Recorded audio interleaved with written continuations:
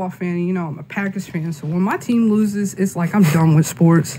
But it's like I got this podcast, and I still got to, keep my information and know what's going on. So I just watch a little sports, just Pro Bowl. That's about it.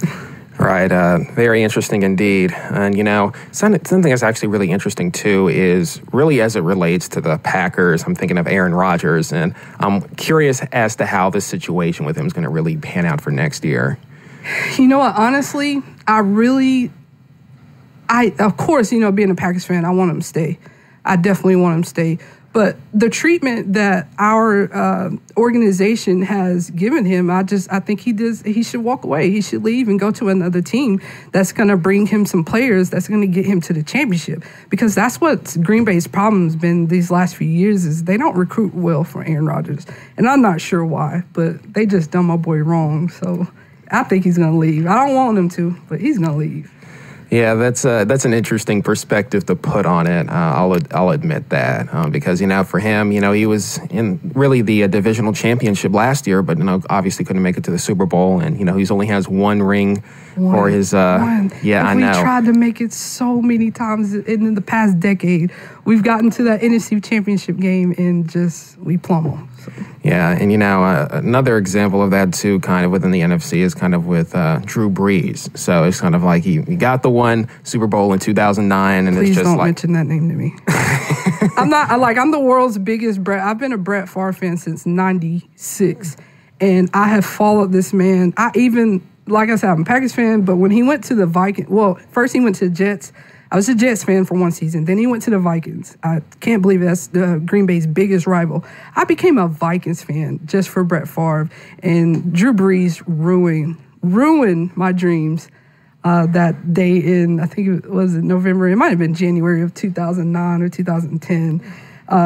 Brett he actually ruined it when he threw the interception. But, that's normal. He has 286 career interceptions. So that's a lot.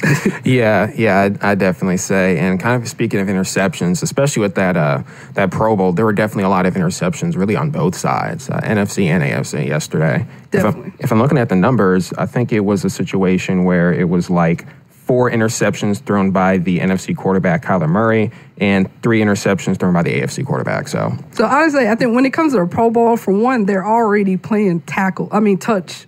So they're not really tackling. So Pro Bowl is just a way to relax and just enjoy yourself, join your teammates and the people that you play against.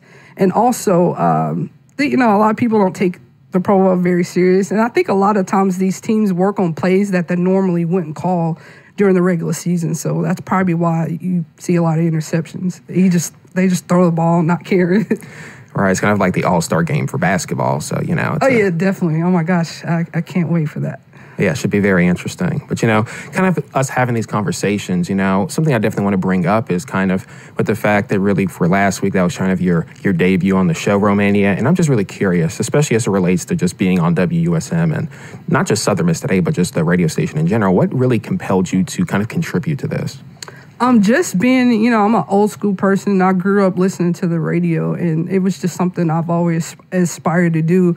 I really don't care about being famous, so it's like being on radio, you have a behind the scenes view. Nobody knows who you are, but you let the audience know who you are through, talking, through verbal communication.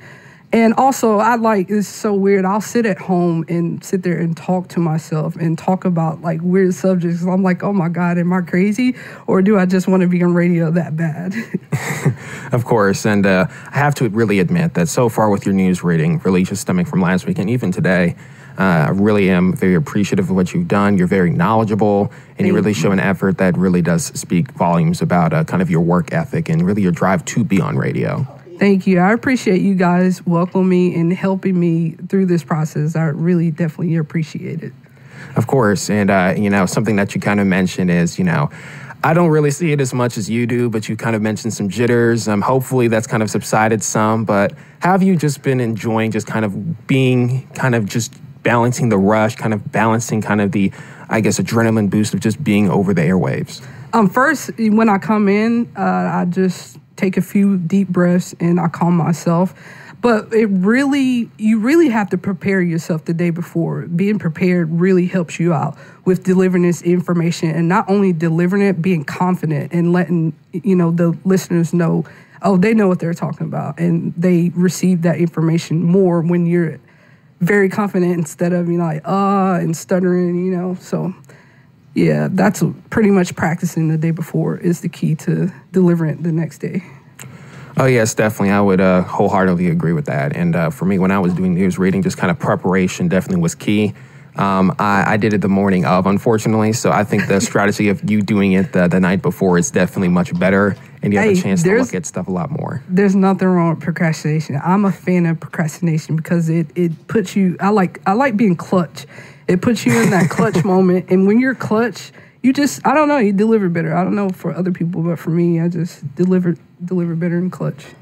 Oh, yeah, I guess that's kind of understandable. I know really for last week, it was a situation where we just had like 2 or 3 interviews kind of all in the same day, which is definitely up pace for really what we usually do for Southern Miss Today. We're going to try to do around 1 to 2 every day, but 3 is definitely a lot for one show. And, it was kind of interesting trying to navigate that from talking to the director of the School of Communications to multiple professors in and outside of the school as well. So, it definitely was kind of a balancing act. But, having those clutch moments is definitely what's important, especially on the radio, having confidence. And that's really something that you really displayed, and something that I and really the radio manager, really Charles Arnold, have really noticed about you is really kind of your confidence level and really how you've kind of progressed even within this short window of really being on 88.5 WUSM. Thank you. I was like mad nervous when the director was sitting right across from me on my first time being on the radio in months. So my nerves were very elevated then because I was trying to do good while he's watching me. I'm like, it's the head of my department. But like I said, just prepare myself the day before just helps me out a lot. Of course, I do understand that indeed. Kind of outside of the realm, even within just radio, I guess really with the semester, how have things been going for you? So far, everything's going well. I'm only taking 4 classes right now. I think my most challenging class is Spanish. I'm in Spanish 332. It's so weird because I've been speaking Spanish for almost 20 years. But when you don't use the language, you lose it. And it sucks. I know I get on my friends' nerves when I'm at home because I constantly talk to them in Spanish. And it's just a way for me to just keep up with the language or whatever. I know I'm sorry, friends. I know you guys are all listening. I'm sorry about that, but it's just me practicing. And I appreciate you guys for actually, retaining some of that information and helping me when I do speak to you in Spanish. You're able to respond to me, so that's pretty cool. Yeah, pretty interesting indeed. What's your strategy for that? You like Duolingo? You like watching YouTube videos, reading books? Honestly, yeah, I do. I like to turn on the captions in Spanish a lot when I'm watching different TV shows. But the best thing to me is just if I, see a person that I assume speaks Spanish, I definitely love going up to those people and trying to speak to them in their language, and they love it. They appreciate I think anyone that doesn't speak English appreciates when you learn their language. It just shows them that you care about the language or their culture. So that's my favorite thing, is just to try to speak to Spanish speaking people. It's really interesting too, because I know really for just kind of language, Spanish is definitely some courses I've taken in college as well as high school.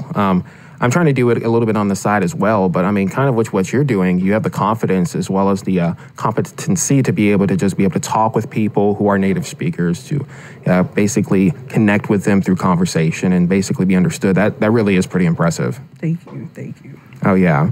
Maybe you should be giving me some Spanish tutorials maybe after this one day. I don't know. Hey, I can help you. I love speaking it. It's very fun. I'm not too good at writing. I'm more of a speaker, and I learned that back in high school. My teacher, she noticed that I had a passion for understanding Spanish, and she really worked with me and helped me, a little bit more than the other students. But she noticed that, it's just something that I loved.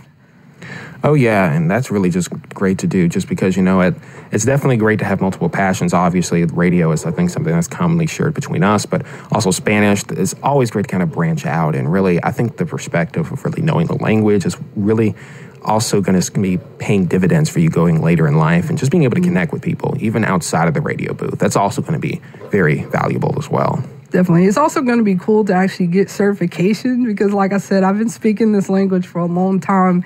And, I put it on my job applications and I get the job and they want me to speak Spanish, but they don't pay me for it. So I think it's pretty cool that I actually can possibly get paid for it now that I'll receive certification after this semester. I'll have my minor. Oh, wow. That's pretty cool. I have to admit that is. Thank you. Yeah. I'm really proud of you for that. That's awesome. Thank you.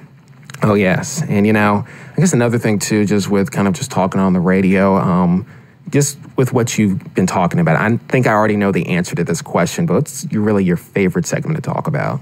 Sports. Oh, yeah, I already need to say that. Los deportes. That's how you say it in Spanish. Right. I don't know what, I really do have a problem. And, like when Green Bay lost, when we lost the first round of the playoffs, I was depressed. I actually got into an argument with my boyfriend, a real bad argument. And he was, picking at me because we lost. And I was like, you can go somewhere that I can't mention on the radio. So it's sad. I try not to. And then when football season's over with, it's like I get depressed. So I'm like, there's nothing on TV. When I get home, the first thing I do is turn on ESPN. It's a habit. It's a serious habit. I try my best to watch things other than sports, but it just doesn't work out. I just come right back to ESPN. Right. So the boring time of the year is probably June. That's when the NBA Finals is. And once the finals are over, it's like I go into this huge depression until the dog days of August where football returns. I don't watch preseason, though. I can't stand preseason. I'm a regular season person, so. Oh yeah. And kind of speaking of football as well, I guess it's not lost on the audience who's going to be playing in the Super Bowl this upcoming Sunday. And of course, just for a point of information, it's going to be the Los Angeles Rams as well as the Cincinnati Bengals. So kind of especially going into that matchup, who do you think is going to win? Definitely the Rams. With Joe Burrow, he has a very weak offensive line. I mean, he got sacked 9 times in the game before, which I still don't see how they won. Patrick Mahomes threw 2 really key interceptions, so that's why. True, but it's weird, sacking a quarterback that many times and not winning a game. It's just I don't understand. But the Rams have a pretty strong defense. I mean, you have Aaron Donald and Von Miller on your defensive line. I don't know if y'all ever played Madden.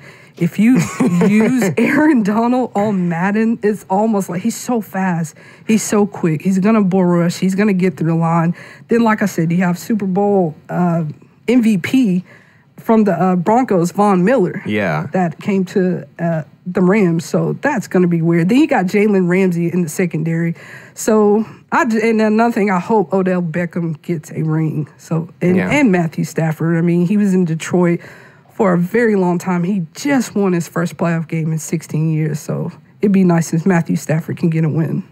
Yeah, that would definitely be great as well. With Matthew Stafford, he got into the league in 2009.